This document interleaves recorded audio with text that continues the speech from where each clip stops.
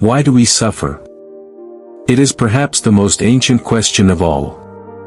Long before science, long before psychology, long before self-help books filled our shelves, human beings sat under the night sky, stared into the fire, and asked the same thing: why does life hurt so much? The pain of loss, the sting of rejection, the ache of loneliness, the crushing weight of despair, these experiences do not belong to any single age or culture. They belong to us all. No one is spared. But to understand suffering is not the same as to feel it. And it was precisely this distinction that set Siddhartha Gautama, who would later be called the Buddha, apart from the rest of humanity. He was born into privilege, into the security of a palace where pleasure was endless and suffering was hidden from view. His father, determined to shield him from the harsh realities of existence, surrounded him with music, luxury, and beauty. But no matter how much you try to cover the truth eventually reveals itself. One day, Siddhartha ventured outside the palace walls. There he saw what his sheltered eyes had never seen: an old man, hunched and frail, burdened by the years. Another day, he saw a sick man, shivering, suffering from illness. Then he saw a corpse, lifeless and cold. These were not illusions. They were the facts of existence. Old age, sickness, and death. No wealth could protect against them. No pleasure could erase them. And suddenly, the golden world of the palace was revealed for what it was: a fragile shield against the reality of life. This realization shook him to his core. He could not unknow what he had seen. It was as if the veil had been lifted, and underneath was a truth that no one wants to face. And yet, there it was. We suffer because life is impermanent. Everything changes. Everything fades. The Buddha would later call this dukkha. A word often translated as suffering, but its meaning runs deeper. Dukkha is not only the sharp pain of tragedy. It is also the quiet dissatisfaction that hums through ordinary life. You buy something new, and it excites you, for a while. Then the excitement fades. You fall in love, and it feels like it will last forever. Then things change, or people change, or circumstances shift, and the heart aches. Even in joy, there is the shadow of loss. Even in laughter, there is the reminder that it will end. This is dukkha, the pervasive sense that things are never quite how we want them to be, and even when they are, they don't stay that way. At first, this truth sounds bleak. It sounds almost cruel. Why live, if everything slips away? But the Buddha's insight was not meant to lead us into despair, it was meant to wake us up. We suffer, not because life is broken, but because we expect it to be something it is not. We expect permanence where there is impermanence.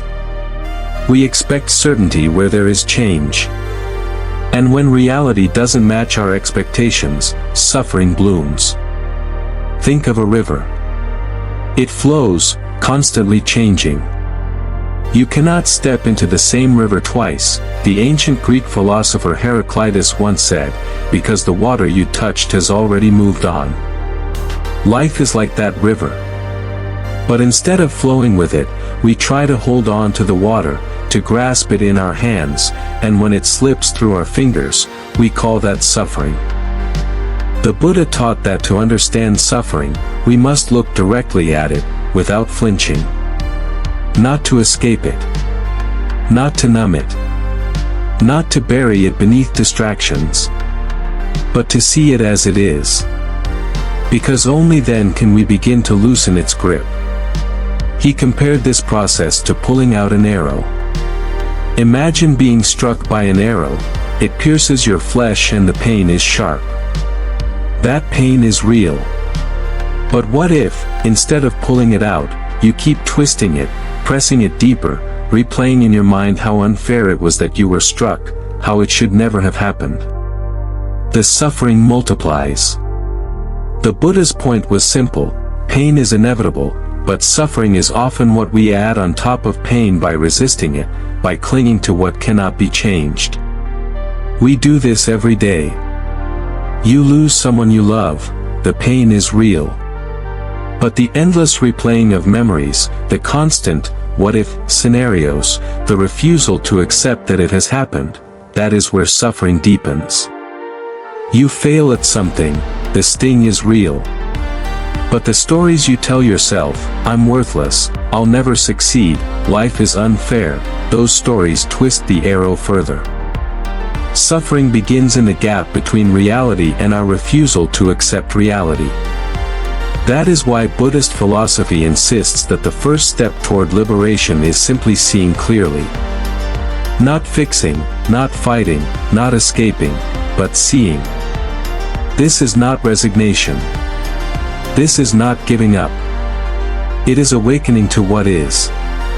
Because only when you see what is, can you respond wisely. Imagine trying to solve a puzzle while refusing to look at the pieces. That is how most of us live. We want solutions to our suffering, but we refuse to look directly at it. We distract ourselves, numb ourselves, pretend it isn't there. And in doing so, we remain trapped. To see suffering clearly is to understand that it is woven into the very fabric of existence. And this understanding is not meant to depress us, it is meant to liberate us.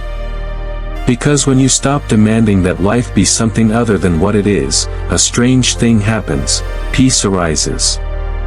Buddhism does not ask you to deny your pain. It asks you to transform your relationship with it. To see it, not as an enemy, but as a teacher. Suffering teaches us that nothing lasts. It teaches us that clinging leads to disappointment. It teaches us that the path to freedom is not in controlling life, but in learning how to flow with it. And here's the paradox: when you stop resisting suffering, it loses its power. When you stop demanding permanence, impermanence becomes beautiful. The flower that fades is beautiful because it fades. The moment that ends is precious because it ends. The life that is temporary is meaningful because it is temporary. To see this clearly is to begin to awaken.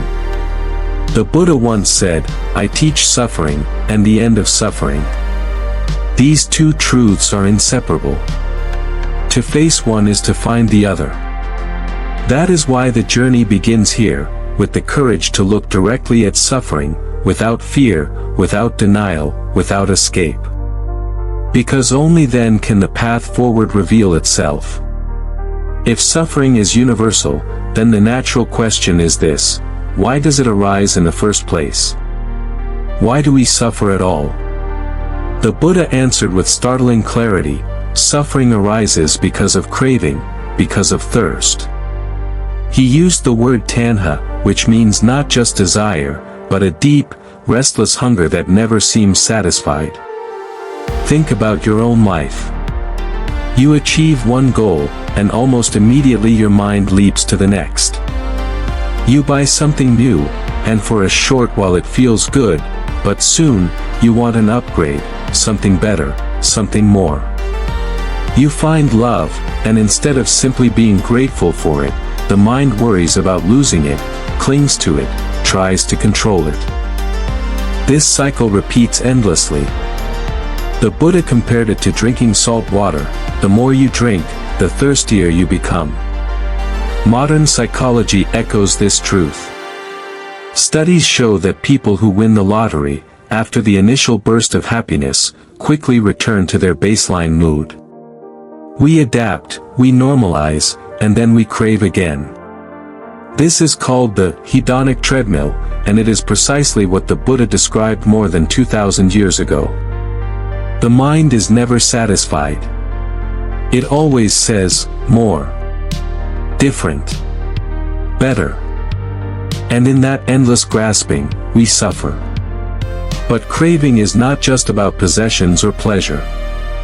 It also shows up in our resistance to what we don't want.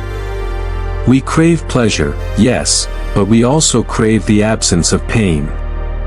We crave health, so we resist sickness. We crave life, so we fear death. We crave stability, so we resist change. The problem is not that we have preferences, it is that we turn those preferences into demands. And when reality refuses to obey, suffering arises. The Buddha illustrated this with the story of a farmer. The farmer complained about his crops, about the rain, about the heat, about the insects. He wanted everything to go his way, but nature didn't bend to his desires. Finally, he approached the Buddha and asked for a solution. The Buddha replied, "You will always have 83 problems. Sometimes they change, but there will always be 83. If you fix one, another will take its place." The farmer grew frustrated and asked, "Then what's the use of your teaching if you cannot solve my problems?"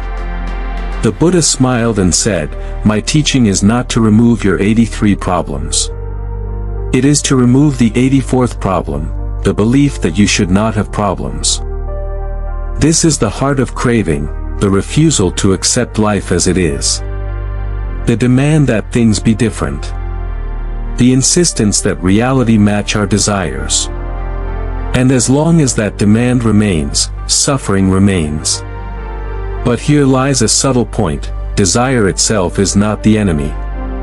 To eat when you're hungry, to rest when you're tired, to love and to connect, these are natural desires.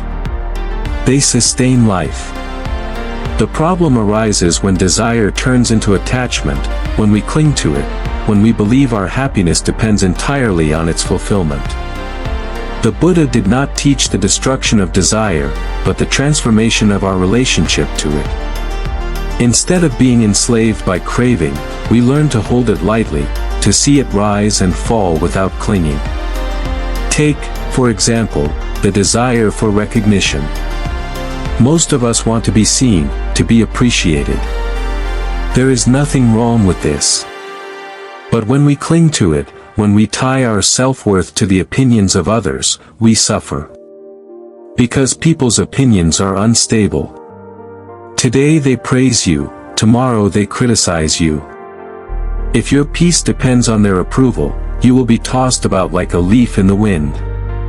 The Buddha taught that true freedom comes not from eliminating all desire, but from seeing through it, recognizing that no external condition can guarantee lasting happiness. The Buddha described 3 forms of craving: craving for pleasure, craving for existence, and craving for non-existence. Craving for pleasure is obvious. We want to taste, touch, feel, and experience joy. Craving for existence is subtler. We want to continue, to be someone, to have an identity that lasts. Craving for non-existence is darker. We sometimes wish to escape, to annihilate ourselves, to end suffering by ending being. Each of these cravings arises from the same root, the inability to accept impermanence. When we crave pleasure, we forget it will fade. When we crave existence, we forget that everything changes. When we crave non-existence, we forget that even the desire to escape is temporary. The Buddha's wisdom was that suffering is not caused by life itself, but by the way we relate to it, by this endless thirst. Consider the story of a monkey trapped by a jar of rice. The jar has a narrow opening, just wide enough for the monkey's hand to slip in. Once inside, the monkey grabs a fistful of rice. But when he tries to pull his hand out, he cannot, because his fist is too large to fit through the opening. Freedom is only possible if he lets go. But he refuses, clutching the rice tightly, screaming, unwilling to release his prize. And so he remains trapped, not by the jar, but by his own attachment. We are not so different. We cling to possessions, to relationships, to identities, to stories about who we are. And the more tightly we cling, the more trapped we become. The Buddha's message was simple: if you wish to be free, learn to let go. But letting go does not mean rejecting life. It does not mean abandoning joy or love. It means engaging with life fully, but without the chains of attachment. It means loving someone deeply, while knowing they are impermanent. It means enjoying a moment fully, without demanding that it last forever. It means acting in the world, while remembering that nothing you do, no matter how great, will escape change. This insight is not meant to depress us, it is meant to awaken us. Because when you let go of clinging, something extraordinary happens. Instead of being consumed by craving, you begin to taste a deeper peace.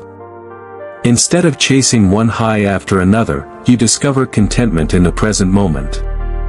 Instead of being trapped by fear of loss, you discover the courage to love without chains. Modern science has begun to confirm this. Research on mindfulness shows that people who practice awareness of their thoughts and emotions suffer less from anxiety and depression. Why? Because mindfulness trains us to see craving as it arises, without being consumed by it. You notice the desire for more, you notice the fear of loss, and in noticing, you gain a choice, to cling or to let go. That moment of awareness is the beginning of freedom. This is the great irony of craving: the harder we chase happiness, the more it eludes us. But when we stop chasing, when we simply allow life to unfold, happiness begins to appear in the simplest things: a breath, a smile, the sound of rain. The Buddha taught that joy is not found in grasping, but in release. So why do we suffer? Because we crave what cannot last. Because we cling to what slips away. Because we refuse to accept the nature of reality. And yet, this truth, as sobering as it is, also carries immense hope. Because if suffering has a cause, then it also has a solution. If craving is the fire, then letting go is the water that cools it. The Buddha's path begins here, with the recognition that our suffering is not random, not meaningless, not a curse handed down by fate. It has a cause. And when you see the cause clearly, you are already on the way to freedom. If suffering arises because of craving, then the next question naturally follows: can it ever be ended? Or are we doomed to live forever chasing shadows, clinging and losing, suffering again and again? The Buddha's answer was both radical and liberating: yes, suffering can end. The chain can be broken. This state of freedom, of liberation from craving and suffering, is called Nirvana. Now, Nirvana is not easily described. It is not a place, not a heaven waiting after death, and not simply the absence of pain. It is something deeper: the extinguishing of the fires of greed, hatred, and delusion. Imagine a flame burning wildly, fueled by desire and attachment. Nirvana is when that flame goes out, not into nothingness, but into peace. It is not annihilation, it is freedom. To many people, the idea of living without craving sounds strange, even frightening. They ask, if I stop craving, won't I lose all passion? Won't life become dull?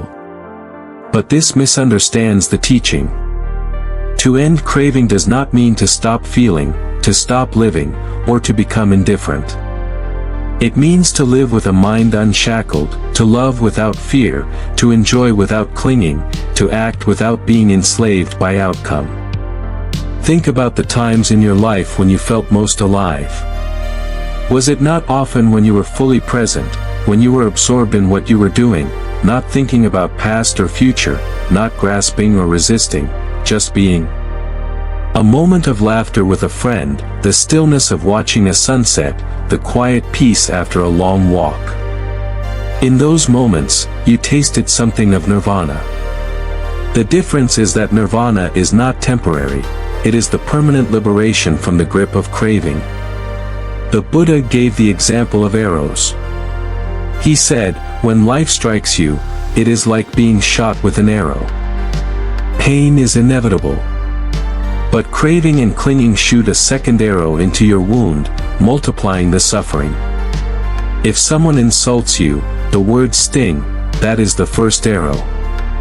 But then the mind begins to replay the insult, to imagine what others think, to cling to anger or shame. That is the second arrow.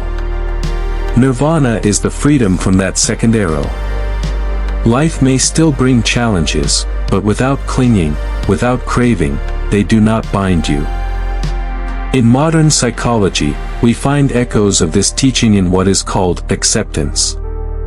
Studies on acceptance and commitment therapy show that resisting pain often makes it worse, while accepting it reduces suffering. A patient with chronic pain may not be able to eliminate the pain itself, but by learning to let go of resistance, they find a surprising peace. This is a modern mirror of the Buddha's insight: pain is inevitable, but suffering is optional. To make this idea clearer, the Buddha told the parable of a man searching for firewood. The man cuts branches from a tree, but he continues to cling to them. He tries to carry them while searching for more, but the load grows heavier. Eventually, he collapses under the weight. The Buddha's message is simple: you cannot walk freely while holding on to the burdens of craving. To reach liberation, you must set them down. But nirvana is not just about letting go of burdens. It is also the discovery of something extraordinary that lies beneath craving. When the storms of desire and aversion settle, what remains is a deep, unshakable peace. The Buddha described it as the highest bliss, beyond words, beyond comparison. It is not the fleeting pleasure of a craving fulfilled, but the lasting joy of freedom.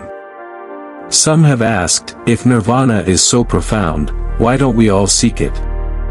The truth is, most of us are too distracted, too caught in the whirlpool of daily desires to even realize it exists.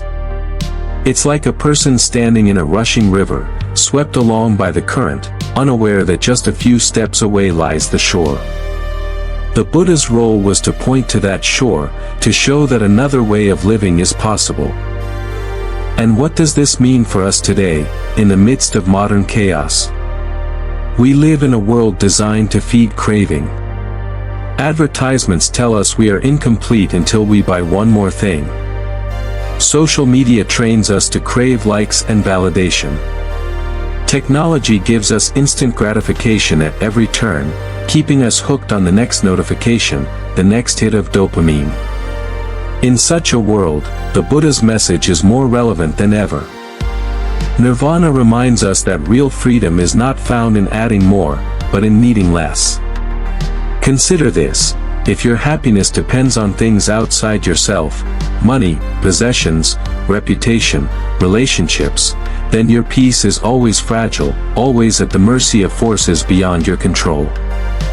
But if your happiness comes from within, from a mind free of craving, then it cannot be shaken. This is the promise of nirvana, unshakable freedom. The Buddha once used the metaphor of a lotus flower. The lotus grows in muddy water, but it rises above the surface, untouched by the dirt beneath. Likewise, a person who attains liberation does not escape the world. They still live in it, work in it, love in it. But they are not stained by the mud of craving and delusion. They move through life with a calm, radiant presence. And here lies an important point: nirvana is not only for monks in distant monasteries. The Buddha did not reserve liberation for the few. He said it is open to all who seek with sincerity. Whether you are a king or a beggar, a student or a parent, liberation is possible. The path may not be easy, but it is always available. We see glimpses of this even in ordinary people. Think of someone you know who seems unshaken by life's ups and downs. Someone who carries a quiet strength, who remains kind even under stress, who does not cling to possessions or status.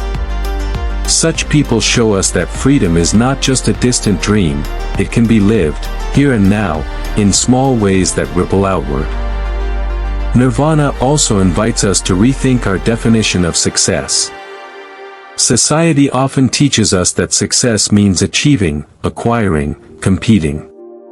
But the Buddha's vision flips this on its head. Success is freedom from needing to cling, from being enslaved by desire. True wealth is not having more, but needing less. True power is not controlling others, but mastering your own mind. Of course, this is easier said than done. The habits of craving run deep. They have been reinforced by culture, biology, and habit over countless years. Letting go can feel impossible.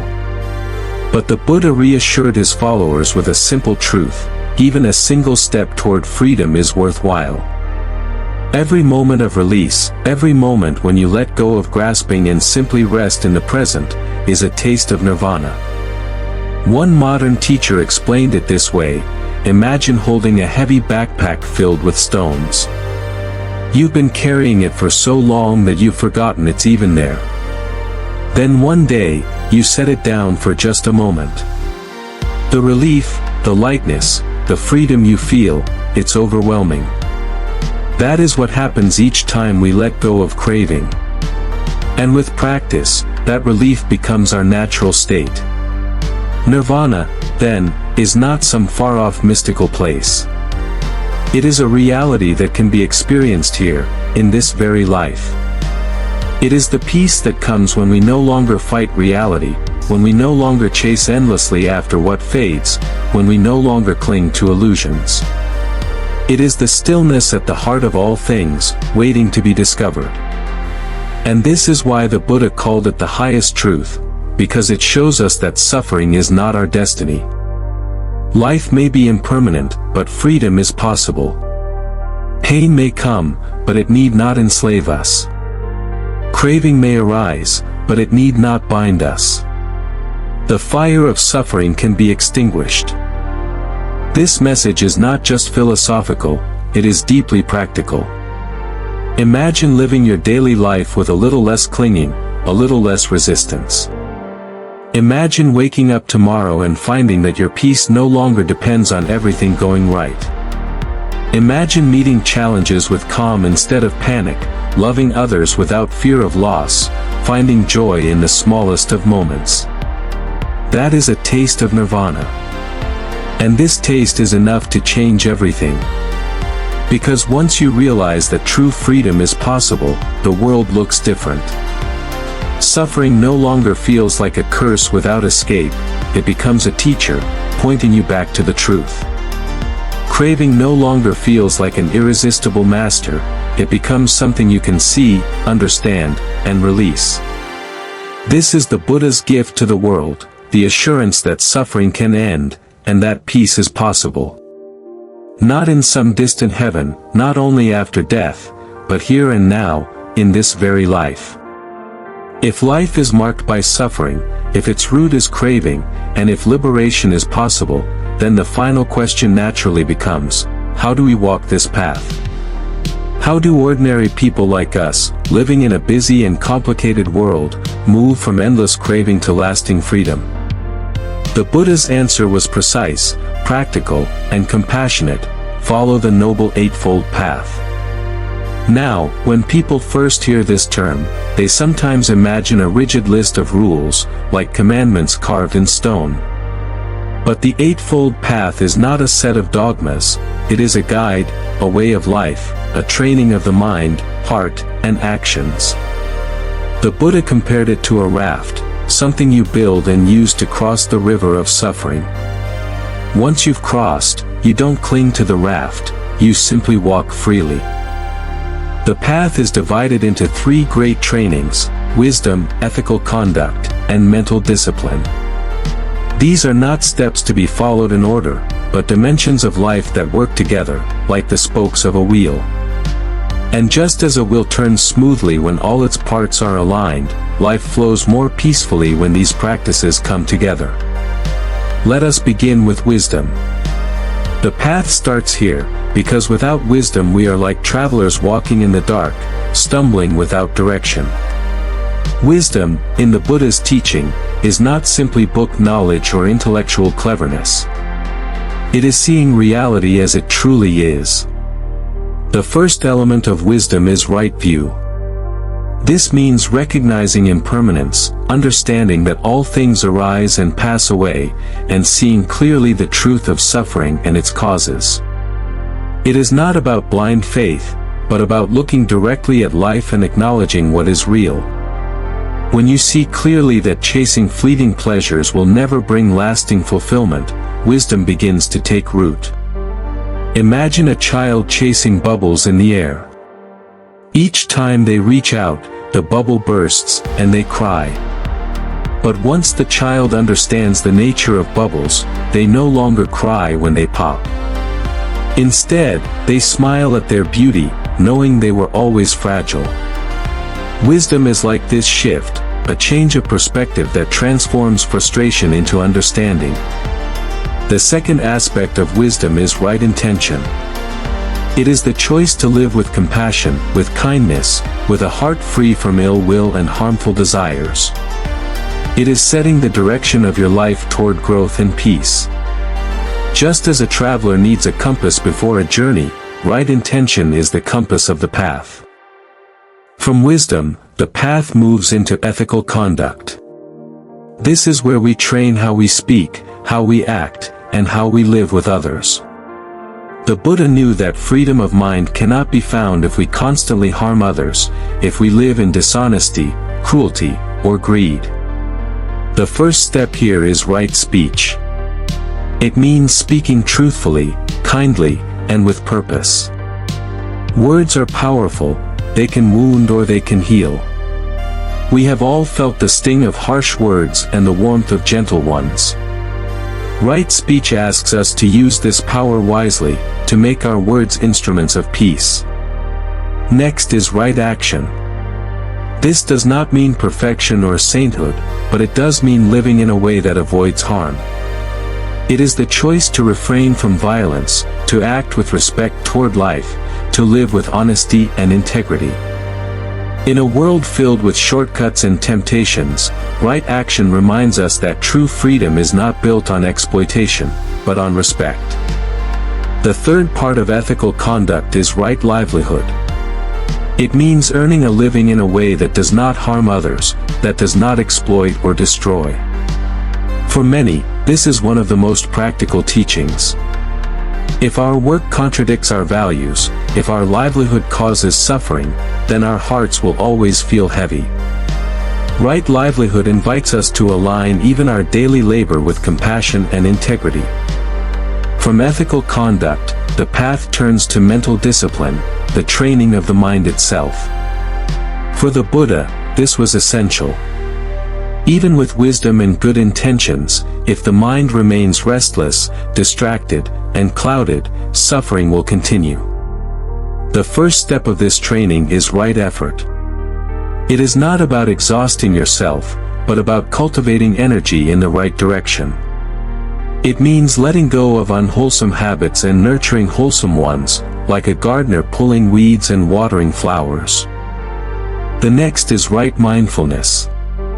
This is perhaps the most widely practiced of the Buddha's teachings today. It means living with full awareness of the present moment. To eat while truly tasting, to walk while truly feeling the ground, to breathe while truly noticing the breath. Mindfulness is not just meditation on a cushion, it is a way of living awake, of noticing the texture of each moment instead of drifting in distraction. Finally, right concentration. This is the deep training of meditation, the cultivation of a mind that can rest in stillness, absorbed and steady. In a world that constantly pulls our attention in 1,000 directions, concentration is like anchoring a boat in a storm. It allows us to experience profound peace and clarity, to glimpse the depths of the mind beyond craving.